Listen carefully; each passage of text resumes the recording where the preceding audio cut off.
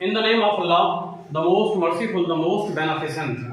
अल्लाह के नाम से आगाज़ करते हैं जो बड़ा मेहरबान निहायत रहम वाला है। दरूद पाक हज़रत मोहम्मद मुस्तफ़ा सल्लल्लाहु अलैहि वसल्लम की ज़ात बरकत पर जो हमारे शाफी हैं। The topic of today is introduction of parts of speech and description of adjective. As we have already discussed in the last lectures कि पार्ट्स ऑफ स्पीच क्या है, सब लोग नाम से वाकिफ हैं। पार्ट्स ऑफ स्पीच के अंदर डिफरेंट वर्ड्स के रोल को डिस्कस किया जाता है। कुछ वर्ड्स ऐसे होते हैं जो नाम के तौर पे काम करते हैं, जिनको नेमिंग वर्ड्स दिया जाता है। कुछ वर्ड्स ऐसे हैं जो काम करने के को जाहिर करते हैं, जिनको वर्ब का नाम दिया जाता है। और कुछ वर्ड्स ऐसे होते हैं जो नाउन की क्वालिटी बयान करते हैं। They are known as adjective, उनको हम एडजेक्टिव कहते हैं।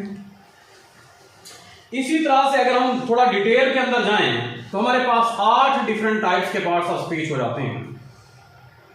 Noun, pronoun, verb, adverb, adjective, preposition, interjection and conjunction. आज हम एडजेक्टिव को पढ़ रहे हैं। What is an adjective? नाम सुना होगा आपने, नाम आपने सुना होगा एडजेक्टिव का। एडजेक्टिव एक वर्ड होता है जो किसी नाउन की या प्रोनाउन की मजीद वजाहत बयान करता है, किसी नाउन की खूबी बयान करता है या प्रोनाउन की खूबी बयान करता है, या नाउन की खामी बयान करता है या प्रोनाउन की खामी बयान करता है। उस वर्ड को हम नाम देते हैं एडजेक्टिव का। आइए देखते हैं इसमें क्या लिखा है। It is a word used to add something in the meaning of a noun और प्रोनाउन। किसी नाउन या प्रोनाउन के अंदर, उसके मतलब के अंदर कुछ ऐड करने के लिए जो लफ्ज इस्तेमाल होता है, that word is known as adjective. इसे हम एडजेक्टिव कहते हैं। मेरे दोस्तों, बहुत ही इंपॉर्टेंट बात है, इसको बहुत सारे टीचर्स भी और बहुत सारे बच्चे भी एडजेक्टिव पढ़ते हैं। इसको एडजेक्टिव पढ़ा करें। मिस प्रोनाउंस करके ये आप गलती को फैला रहे होते हैं। Right pronunciation of this word is adjective. Adjective, D डा sound is silent. What are the different types of adjective? Number 1, proper adjective, the type of adjective that is related to the proper noun। ऐसा adjective जो proper noun के साथ relate होता है, proper noun से बनता है, उस एडजेक्टिव को हम नाम देते हैं प्रॉपर एडजेक्टिव का। For example, the English language, it means the language of the people of England. वो लोग जो इंग्लैंड के अंदर रहते हैं, उनकी जो लैंग्वेज है उसको हम नाम देते हैं the English language. Absolute adjective, नाम से जाहिर होता है। एब्सोल्यूट तकमील को जाहिर करता है, कंप्लीशन को जाहिर करता है, फिनिशिंग प्रोडक्ट है जिसके अंदर मजीद गुंजाइश नहीं है। The type of adjective which has no any comparative and superlative degree. ऐसा एडजेक्टिव जिसमें कंपैरेटिव और सुपरलेटिव डिग्री नहीं होती, उसको हम नाम देते हैं किसका? एब्सोल्यूट एडजेक्टिव का नाम देते हैं। फॉर एग्जाम्पल, कंप्लीट, फिनिश, ये जो वर्ड्स हैं ये एब्सोल्यूट एडजेक्टिव को जाहिर करते हैं। नेक्स्ट हमारे पास है adjective of quality. Adjective of quality describes the quality of some person. किसी भी बंदे की क्वालिटी को डिस्क्राइब किया जाता है इसके अंदर, एडजेक्टिव ऑफ क्वालिटी के अंदर। For example, he is a good person, he is a bad person. ये बैड हो गया, गुड हो गया, ये उस बंदे की, उस नाउन की या प्रोनाउन की क्वालिटी को जाहिर करता है। Adjective of quantity, the type of adjective that shows the quantity of some matter. किसी भी मैटेरियल ऑब्जेक्ट की that might be possible, countable भी हो सकता है, अनकाउंटेबल भी हो सकता है, सॉलिड भी हो सकता है, लिक्विड भी हो सकता है। उस मटेरियल ऑब्जेक्ट की क्वांटिटी को जो वर्ड एक्सप्लेन करता है, that word is known as adjective of quantity.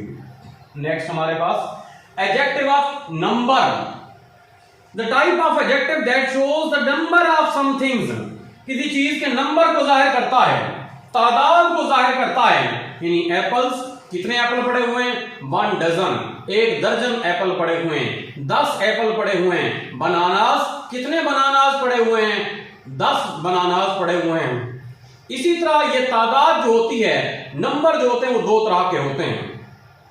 कुछ नंबर होते हैं तरतीब वाइज, जिस तरह 1 2 3 या 1 2 3 4 होते हैं, और कुछ नंबर ऐसे होते हैं जो ऑर्डर को जाहिर करते हैं, फर्स्ट सेकंड थर्ड। ये जो 1 2 3 4 ये नंबर हैं, they are known as cardinals, and the numbers that shows the arrangement, जो तरतीब को जाहिर कर रहे हैं, they are known as ordinals, उनको हम ऑर्डिनल्स कहते हैं, जो ऑर्डर को जाहिर करते हैं, first second third up to so on, ऐसे चलता जाता है। नेक्स्ट हमारे पास है demonstrative adjective, the type of adjective that is used to demonstrate the given thing, किसी भी चीज के इजहार के लिए, किसी भी चीज के तरफ इशारे के लिए हम इस्तेमाल करते हैं दिस, दैट, दीज और दोज इस्तेमाल करते हैं। अब दिस कहां इस्तेमाल होता है, दैट कहां इस्तेमाल होता है? दिस का इस्तेमाल करते हैं मौजूद चीज जो करीब होती है, बट कंडीशन इज दैट वो चीज सिंगुलर होगी, अकेली होगी, उसके लिए हम दिस इस्तेमाल करेंगे। अगर कोई चीज ऐसी है जो दूर पड़ी हुई है तो उसके लिए हम दैट इस्तेमाल करते हैं। अगर करीब में कोई चीजें ज्यादा क्वांटिटी के अंदर मौजूद हैं तो उसके लिए हम दीज इस्तेमाल करते हैं। अगर दूर कोई चीज पड़ी हुई है और वो ज्यादा क्वांटिटी के अंदर है तो उसके लिए हम दोज इस्तेमाल करते हैं। Distributive adjective, the type of adjective that separates the thing, जो चीजों को अलहदा करता है, चीजों को अलहदा करने के लिए ईच, एवरी, ये जो वर्ड हैं ये सेपरेशन के लिए इस्तेमाल होते हैं, सेपरेट करते हैं चीजों को, they are known as distributive adjective. Next हमारे पास है पोजेसिव एडजेक्टिव, जिस तरह नाम से जाहिर होता है मेरे दोस्तों, पोजेशन को जाहिर करता है, मलकियत को जाहिर करता है। The type of adjective that shows possession of something, किसी चीज की मलकियत के इजहार के लिए इस्तेमाल होता है, उसको हम नाम देते हैं किसका? पोजेसिव एडजेक्टिव का नाम देते हैं। यही वर्ड बार बार पोजेसिव प्रोनाउन के तौर पे भी इस्तेमाल होते हैं कुछ बुक्स के अंदर, my, our, your, his, her. Next हमारे पास है interrogative adjective, the type of adjective that is used to ask question, सवाल पूछने के लिए इस्तेमाल होता है, सवालिया अंदाज के लिए जाहिर होता है, that is known as interrogative adjective. The type of adjective that is used to ask question, Which book is this? ये किताब कौन सी है? Which way you like to travel? आप कौन से रास्ते पर जाना चाहते हैं? Which way you like to travel? आप कौन से रास्ते पर जाना चाहते हैं? They both are known as interrogative adjective. Next हमारे पास है adjective of color, रंग को जाहिर करता है, किसी चीज की आउटर लुक को जाहिर करता है। फलां बुक जो है वो रेड कलर की है, फला पर्सन जो है वाइट है, गोरा है, काला है, लाल है, सुर्ख है, ये तमाम लफ्ज जो हैं ये किसी भी चीज के कलर को जाहिर करते हैं, they are known as adjective of colour. Next हमारे पास एडजेक्टिव ऑफ शेप है। एडजेक्टिव ऑफ शेप से क्या मुराद है? हमने बहुत सारी चीजें दुनिया के अंदर देखी हैं, कुछ चीजें लंबी होती हैं, कुछ चीजें छोटी होती हैं, कुछ चीजें गोल होती हैं, कुछ चीजें रेक्टेंगुलर होती हैं, और कुछ चीजें जो होती हैं वो जो मुस्ततील की तरह होती हैं। ये तमाम जो है एडजेक्टिव ऑफ शेप को जाहिर करता है। The type of adjective that is used to describe the size of, the type of adjective that is used to describe the shape of given thing, ये किसी भी चीज की शेप को जाहिर करता है, उसको हम नाम देते हैं किसका? Adjective of shape. नेक्स्ट हमारे पास है adjective of size. Adjective of size क्या है मेरे दोस्तों? Size big, small, tall, short, किसी भी चीज के साइज को जाहिर करने वाला जो वर्ड होता है That word is known as adjective of size. Next हमारे पास last adjective of origin. It shows the origin of some matter, origin of some person. For example, if I belong to India, I'll be called Indian. If I belong to Pakistan, I'll be called Pakistani. If I belong to America, I'll be called American. So the type of adjective that describes the origin of some person, किसी बंदे के origin को जाहिर करता है, इसको हम नाम देते हैं किसका? adjective of origin का नाम देते हैं. नेक्स्ट हमारे पास आ जाती है डिग्रीज ऑफ एडजेक्टिव. मेरे दोस्तों, एडजेक्टिव की 3 डिग्रीज होती हैं. पॉजिटिव डिग्री होती है, कंपैरेटिव डिग्री होती है और सुपरलेटिव डिग्री होती है. पॉजिटिव डिग्री से क्या मुराद है? किसी भी एडजेक्टिव की जो क्वालिटी होती है, उस क्वालिटी को हम नाम देते हैं पॉजिटिव डिग्री का. पॉजिटिव डिग्री हमेशा एक होती है और एक बंदे के अंदर जो क्वालिटी है उसे हम पॉजिटिव डिग्री कहते हैं.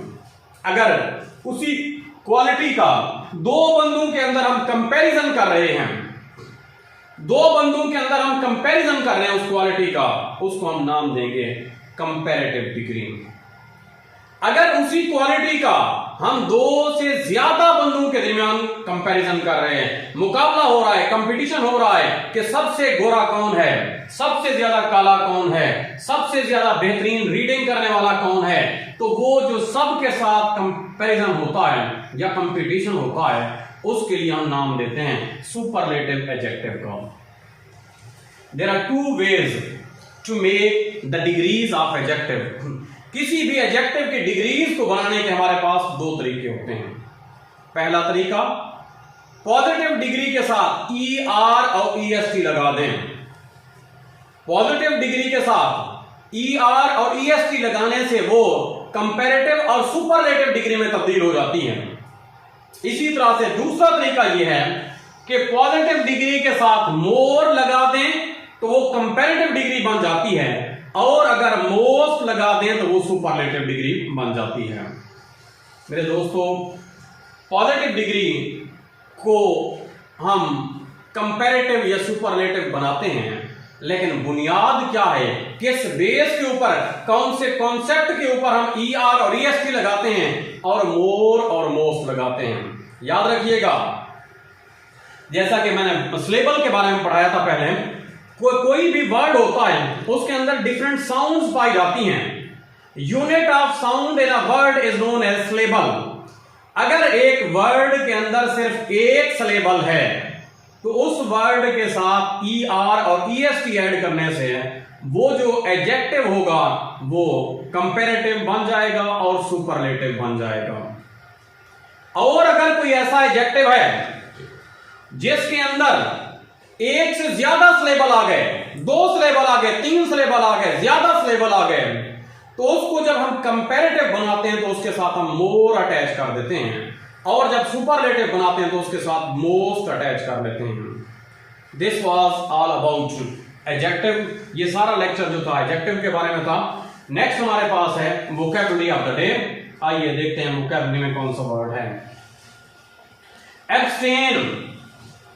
Abstain, restrain oneself from enjoying something. किसी को लुत्फअंदोज होने से रोकना, किसी को रोके रखना.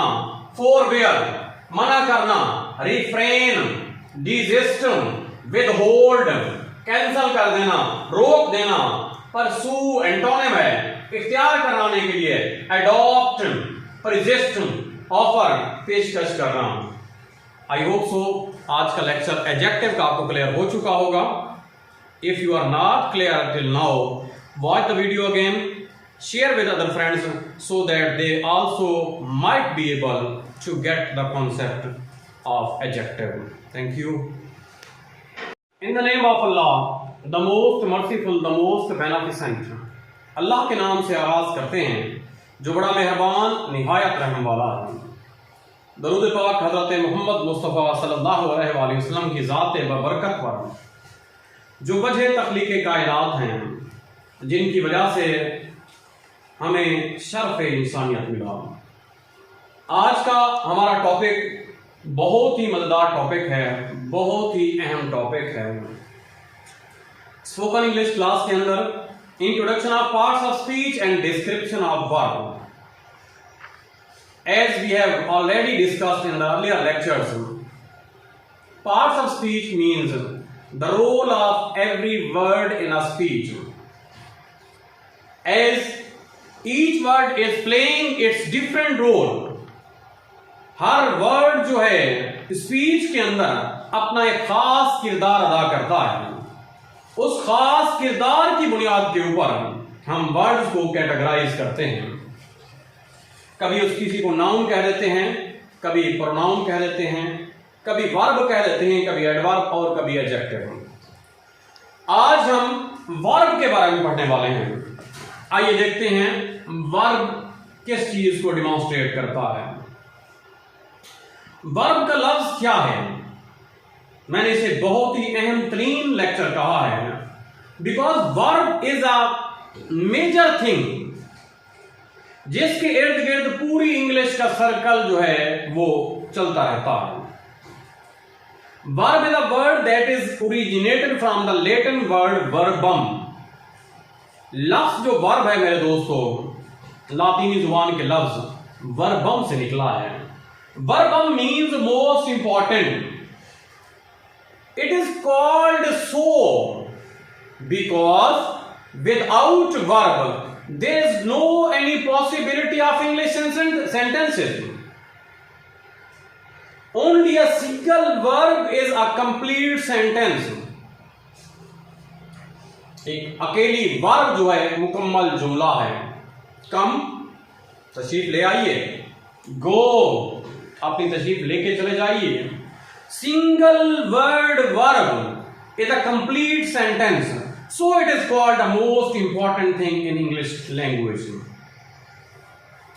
कोई भी सेंटेंस होता है, कोई भी जुमला होता है, हर जुमले के अंदर तीन चीजें बहुत अहम होती हैं. हमने पहले भी इस चीज को डिस्कस किया है. नंबर 1 सब्जेक्ट, नंबर 2 वर्ब और नंबर 3 जो है हमारे पास ऑब्जेक्ट आ जाता है. कोई भी सेंटेंस हो सब्जेक्ट के बगैर पॉसिबल है, बन सकता है. कोई भी सेंटेंस हो ऑब्जेक्ट के बगैर भी पॉसिबल है, लेकिन वर्ब के बगैर कोई भी जुमला कंप्लीट नहीं हो सकता मेरे दोस्तों. आइए देखते हैं वर्ब कैसे डेफिनेशन को बयान करती है. It is a word that tells और असर्ट समथिंग. ये एक ऐसा लफ्ज है जो बताता है, असर्ट करता है अबाउट अ पर्सन, किसी बंदे के बारे में, or a thing या किसी चीज के बारे में. A verb is a word that is used to express an action or state. Action को जाहिर करता है या state को जाहिर करता है. तब जो रखिएगा, action को जाहिर करता है या state को जाहिर करता है. For example, work काम करना, काम. laugh हंसना, मुस्कुराना. write लिखना. What a person or thing does.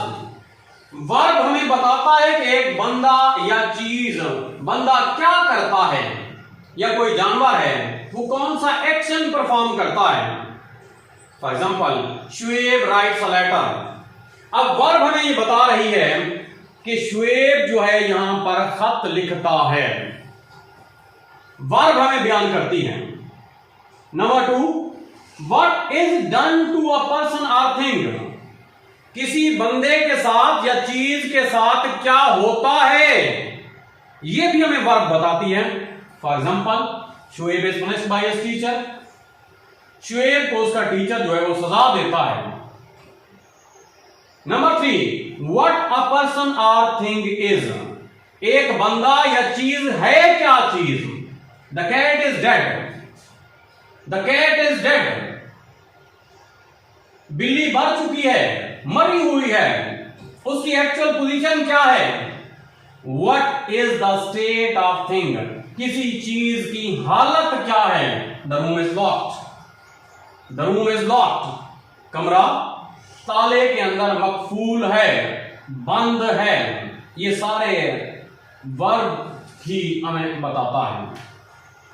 हम अगर टाइप्स ऑफ वर्ब की बात करें मेरे दोस्तों, तो हमारे पास बेसिकली 2 टाइप्स आती हैं वर्ब के.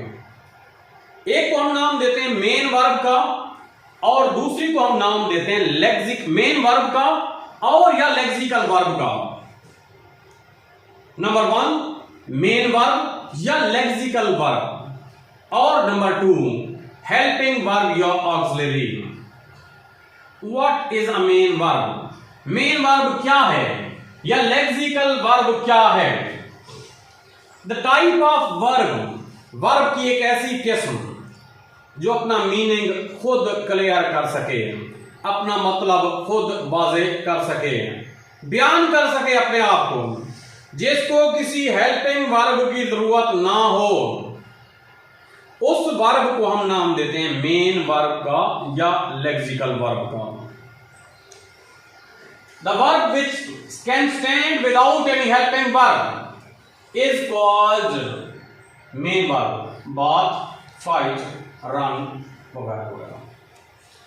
ये जो मेन वर्ब होती है इसको हम फर्दर कैटेगराइज करते हैं दो हिस्सों के अंदर। एक को हम ट्रांजिटिव वर्ब कहते हैं और दूसरी को हम इनट्रांजिटिव वर्ब कहते हैं। What is the difference between transitive and intransitive verb? What is a transitive verb? Transitive verb है क्या? बेसिकली जो उर्फ़ आम में अक्सर औकात डेफिनेशन की जाती है, ऐसी वर्ब जिसमें ऑब्जेक्ट लाजिम है, ऐसी वर्ब जिसमें ऑब्जेक्ट लाजिम है, that verb is known as transitive verb. और ऐसी वर्ब जिसमें ऑब्जेक्ट लाजिम नहीं है, उस वर्ब को हम नाम देते हैं इनट्रांजिटिव वर्ब। बट यहां पर थोड़ा सा मैं इसको मजीद एलाबोरेट करना चाहूंगा, तवज्जो से देखिएगा। इसमें जो ट्रांजिटिव वर्ब होती है उसके अंदर जो एक्शन ऑफ सब्जेक्ट होता है वो ट्रेवल करता है सब्जेक्ट से ऑब्जेक्ट की तरफ। Try to understand the concept. Concept को देखिए, जरा समझिए इसको। मैं बात आपको यह बताने वाला हूं कि वो वर्ब जिसमें सब्जेक्ट का एक्शन वर्ब से ट्रांसफर हो, किसकी तरफ? ऑब्जेक्ट की तरफ ट्रांसफर हो, उस वर्ब को हम नाम देते हैं ट्रांजिटिव वर्ब का। फॉर एग्जांपल मिसाल देते हैं इसकी। He bought. He bought. What did he bought? क्या खरीदा उसने? What did he buy? क्या खरीदा उसने? Books. एक्शन bought से ट्रांसफर हुआ, बुक की तरफ आया। एक्शन bought से वर्ब से होता हुआ ऑब्जेक्ट की तरफ आया। It means object is compulsory. Object लाजिम है। He writes. वो लिखता है। भाई क्या लिखता है? He writes a letter. वो एक खत लिखता है। एक्शन यहां से ट्रांसफर हुआ, राइट से लेटर की तरफ मुंतकिल हो गया। ही का एक्शन वर्ब से होता हुआ ऑब्जेक्ट की तरफ गया। It means object is compulsory. तो इस वर्ब को हम नाम देंगे, ये वो वर्ब है जो ट्रांजिटिव वर्ब कहलाती है। We bought apples. हमने खरीदे। भाई क्या खरीदे आपने? एप्पल्स खरीदे, सेब खरीदे। एक्शन ट्रेवल किया सब्जेक्ट से वर्ब से होता हुआ, आगे चला गया ऑब्जेक्ट की तरफ। I hope so the concept of transitive verb is now concrete to all of you. Next हमारे पास है इनट्रांजिटिव वर्ब। इनट्रांजिटिव वर्ब और फिर में डेफिनेशन, कॉमनली डेफिनेशन यही की जाती है, the type of verb in which object is not compulsory। ऐसी वर्ब जिसमें ऑब्जेक्ट की जरूरत ही नहीं है, उस वर्ब को हम नाम देते हैं इनट्रांजिटिव वर्ब का। बट इसको मजीद थोड़ा सा एलाबोरेट करें तो मैं इसको इस तरह से डिफाइन करता हूं, ऐसी वर्ब जिसमें सब्जेक्ट का एक्शन सब्जेक्ट तक महदूद रहता है। कुछ पल्ले नहीं पड़ा बात, कोई भी बात समझ नहीं आई, जरा तवज्जो कीजिएगा। मैं बात से कर रहा हूं कि ऐसी वर्ब जिसमें एक्शन सब्जेक्ट का सब्जेक्ट तक महदूद रहता है,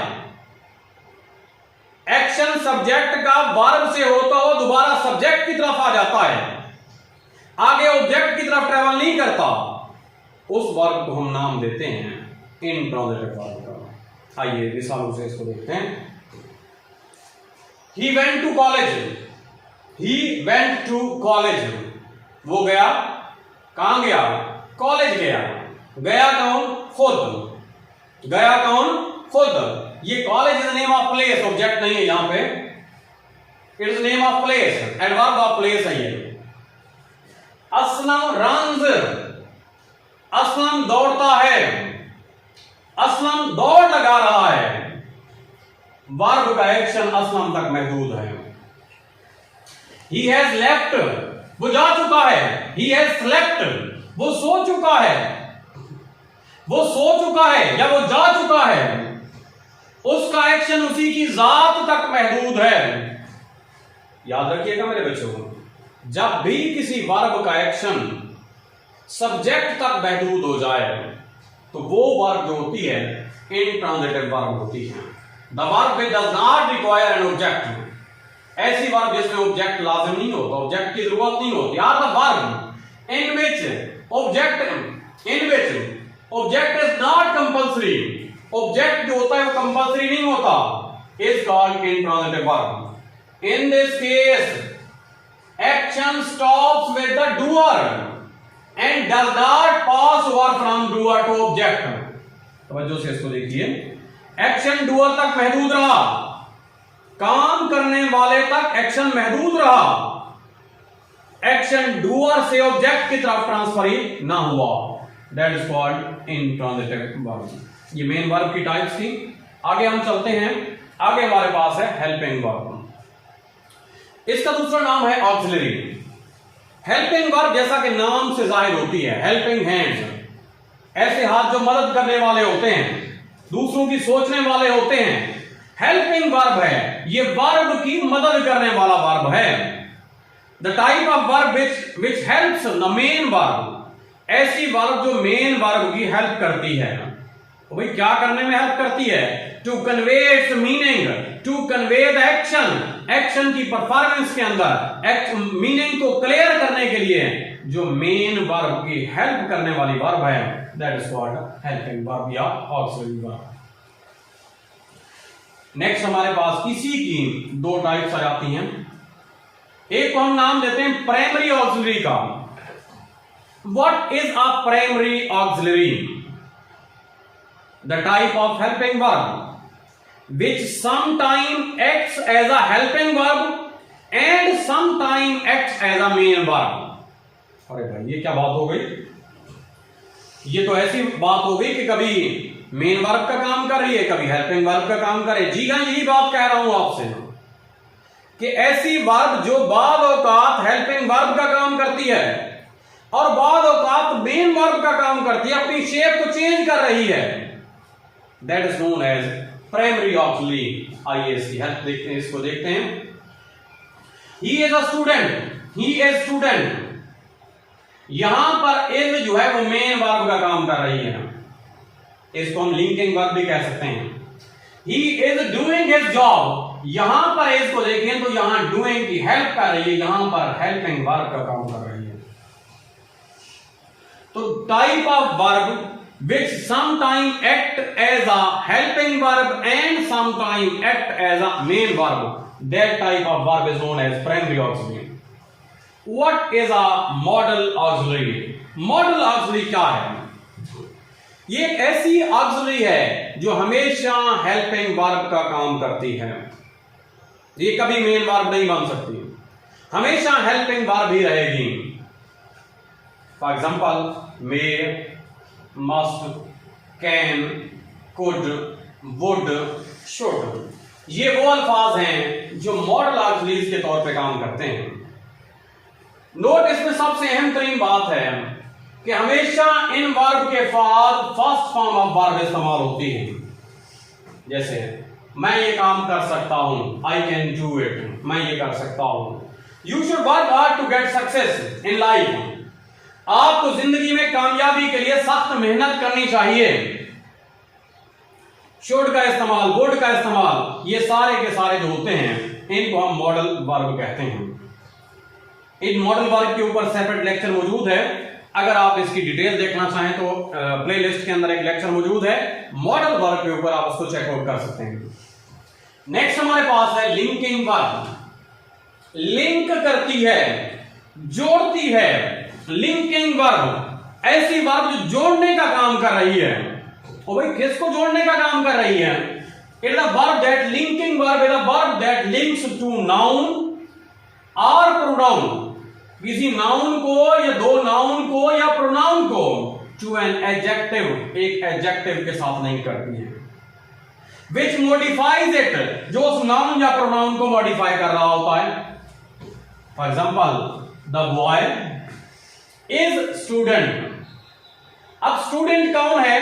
द बॉय। इज जो होती है, इज एक ऐसी वर्ब है जो लिंकिंग वर्ब का काम कर रही है, स्टूडेंट का कनेक्शन बॉय के साथ जोड़ रही है। इट इज आई, ये मैं हूं। इट इज आई, ये मैं हूं। The guilty one is he, वो जो मुजरिम है वो है। गिल्टी वन इज, ही का ताल्लुक गिल्टी वन के साथ हो रहा है, ही का ताल्लुक गिल्टी वन के साथ हो रहा है। ही इज द कल्प्रिट, वही मुल्जिम है। The boy is a diligent, वही लड़का जो है मेहनती है। तो ये वो वर्ब है जो लिंक करती है एक नाउन को या प्रोनाउन को किसी एडजेक्टिव के साथ। इसको हम नाम देते हैं लिंकिंग वर्ब का। नेक्स्ट हमारे पास वर्ब के लिए दो टर्म इस्तेमाल होती हैं, एक होती है फिनिट वर्ब और एक होती है इनफिनिट वर्ब। फिनिट वर्ब क्या है? The verb which can stand by themselves are called finite verb. ऐसी वर्ब जो अपना मतलब खुद ब खुद दे सके उनको फिनिट वर्ब कहते हैं। He does his work. They do not need some auxiliary to stand. Do है, did है, does है, etc. He does his work. Does.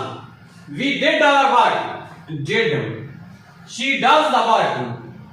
Does. तो ये वो वर्ब हैं जिनको हम नाम देते हैं फिनिट वर्ब का। इनफिनिट वर्ब या non finite verb, the verb which can not stand by themselves, जो अपना मतलब ना दे सकें, उनको किसी और वर्ब की जरूरत होती है। इन्हीं को हम हेल्पिंग वर्ब भी कह सकते हैं, जो जरूरत होती है जिनकी। He is doing the work, he is doing the work, ING form है, डन फॉर्म है। इनको मीनिंग को कन्वे करने के लिए आईएनजी फॉर्म को भी हेल्पिंग वर्ब की जरूरत होती है और पास्ट पार्टिसिपल फॉर्म को भी हेल्पिंग वर्ब की जरूरत होती है। They are known as non finite verb.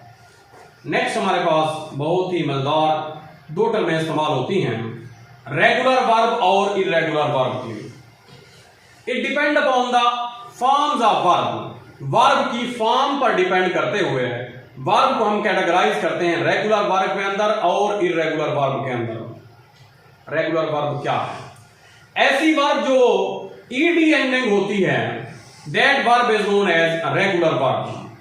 जो ईडी एंडिंग होती है उसको हम रेगुलर वर्ब कहते हैं।